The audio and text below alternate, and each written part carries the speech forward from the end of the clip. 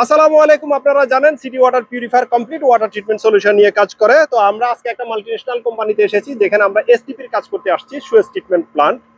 তো এটা হচ্ছে যে আমাদের টোটাল এসটিপির অপারেটিং করার জন্য আমাদের এটা প্যানেল বোর্ড। তো আমরা কিভাবে কাজ করছি আমি আপনাদেরকে দেখাবো, আসেন। প্রথমে হচ্ছে যে এই পাশে অফিসার্স কোয়ার্টার আছে, ওই পাশে ওনাদের অফিস বিল্ডিং আছে, তারপরে স্টাফ কোয়ার্টার।